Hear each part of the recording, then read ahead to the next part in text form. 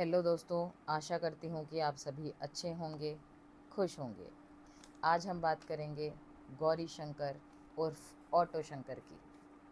यह एक ऐसा केस था जिसने पूरे तमिलनाडु शहर को हिला दिया था। चलिए दोस्तों, शुरू करते हैं अपनी कहानी को। 1955 में तमिलनाडु के वेल्लोर में गौरी शंकर का जन्म हुआ था। वो जब बड़ा हुआ तो नौकरी की तलाश में चेन्नई पहुंचा। देखिए दोस्तों, गौरी शंकर को डांस, पेंटिंग, शराब और फिल्मों का बहुत शौक था। चेन्नई पहुंच के परियार शहर में गौरी शंकर ने पेंटिंग का काम शुरू कर दिया। इसी बीच दोस्तों, गौरी शंकर ने शादी भी कर ली, उसके 4 बच्चे भी हो गए। फिर एक हादसे में उसकी पत्नी की मौत हो गई और उसकी ज़िंदगी में एक नया मोड़ आया। दोस्तों, 80 के दशक में तमिलनाडु की गवर्नमेंट ने शराब पर बैन लगा दिया था और इसी दौरान शराब की स्मगलिंग में काफ़ी प्रॉफिट होता था। तो गौरी शंकर ने यही काम करना शुरू कर दिया। वैसे कुछ टाइम बाद गवर्नमेंट ने ये बैन हटा दिया था। तब तक गौरी शंकर ऑटो शंकर में तब्दील हो चुका था। गौरी शंकर अब पेंटिंग का काम छोड़कर ऑटो चलाने लगा और 1980 के बीच गौरी शंकर उर्फ ऑटो शंकर ऑटो चलाने के साथ साथ शराब की स्मगलिंग भी करने लगा। दोस्तों, उसने अपना एक पूरा गैंग बना लिया था जिसके थ्रू वह सेक्स रैकेट भी चलाता था। धीरे धीरे ऑटो शंकर के गैंग में उसका छोटा भाई मोहन, साला एल्डेन, दोस्त शिवाजी के अलावा जेवेलू, राजारमन, रवि, पलानी और परमाशिवन जैसे 5 और साथी थे। कुछ ही दिनों बाद ऑटो शंकर ने सेक्स रैकेट को मेन धंधा बना लिया। कहा जाता है कि सारे धंधों की जानकारी पुलिस वालों को थी और इसमें कई नेता लोग भी शामिल थे।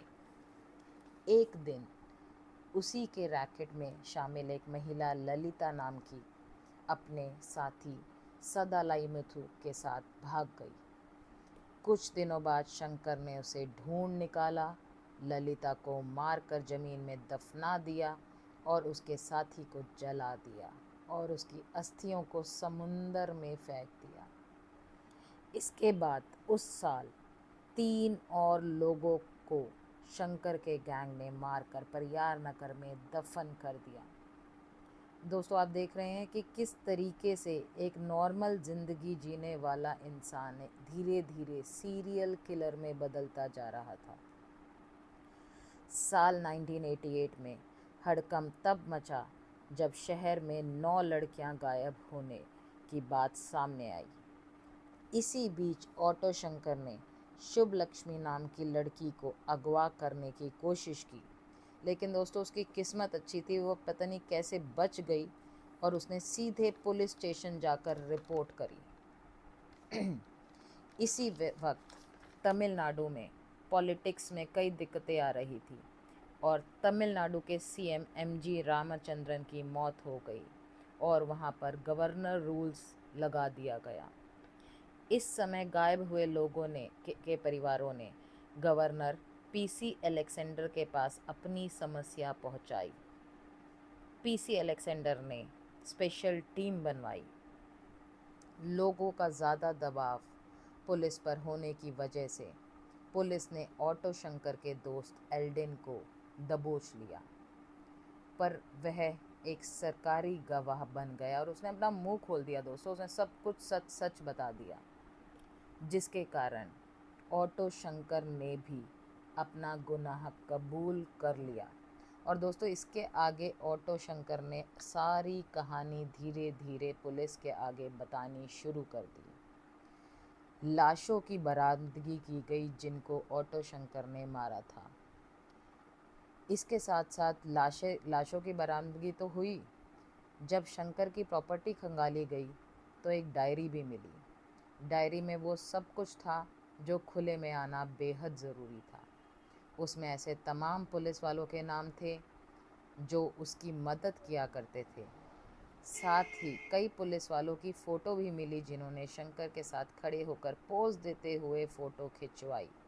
दोस्तों आप समझ रहे हैं कि पुलिस वाले, नेता, जितने भी लोग थे वो सब इस ऑटो शंकर के साथ थे। 2 पुलिस वालों को तुरंत सस्पेंड कर दिया गया। एक डिप्टी सुपरिटेंडेंट को लंबी छुट्टी पर भेज दिया गया। बाद में उसे भी सस्पेंड कर दिया गया। शंकर ने अदालत में बताया कि क्राइम के पीछे मेन हाथ सिनेमा का था। दोस्तों सुन रहे हैं उसने क्या कहा कि मेन हाथ सिनेमा का था, उसे फिल्मों से प्रेरणा मिलती थी। शंकर ने अदालत में बताया कि उसे फिल्में देखकर ही क्राइम करने का मन होता था और उसे विलनों जैसा बनना अच्छा लगता था। इस वक्त एक additional director general of police ने एक सेमिनार में कहा कि शंकर ने मॉरल करप्शन की वजह भी सिनेमा ही था। हालांकि बाद में शंकर ने जो बताया वह बहुत ही निराशाजनक और शर्मनाक था। हैरान करने वाली बात यह थी कि उसने अपने कबूलनामे में और कई रिपोर्टरों से बात करते हुए यह बताया कि उसने जिन भी लड़कियों को किडनैप किया और किडनैप करने की कोशिश की वह पॉलिटिशियंस के लिए थी। उसने कहा कि जब पॉलिटिशियंस उनके साथ गलत काम करते थे उसके बाद वह उन्हें मारकर समंदर में फेंक देता था। और ये उसकी एक दोस्तों हॉबी सी बन गई, उसको अच्छा लगने लगा लोगों का मर्डर करके उनको समुंदर में फेंकना, उनकी अस्थियों को। अभी तक शंकर और उसका गैंग पल्लावरम पुलिस स्टेशन में बंद थे। उन्हें मद्रास सेंट्रल जेल भेज दिया गया। वहाँ से शंकर अपने 4 साथियों के साथ भी भाग निकला।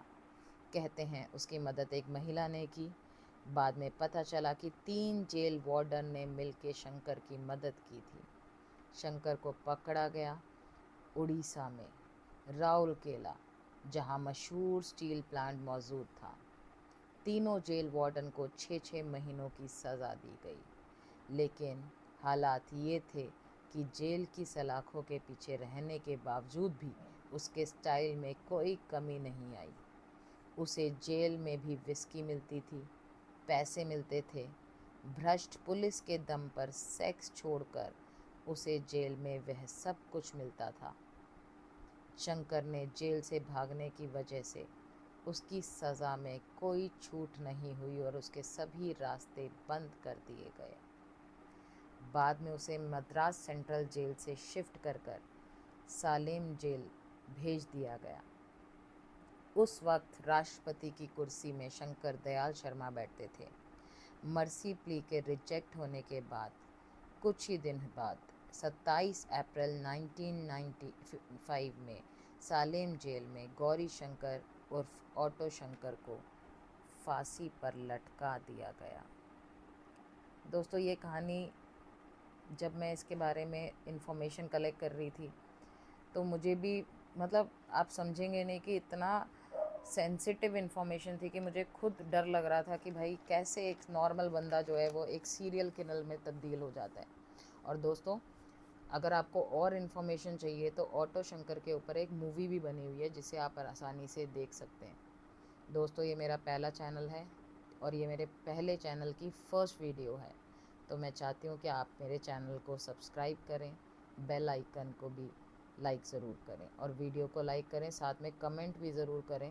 अगर मेरे से कोई भी गलती हुई हो बोलने में दोस्तों तो मेरी गलती को भी क्षमा करें।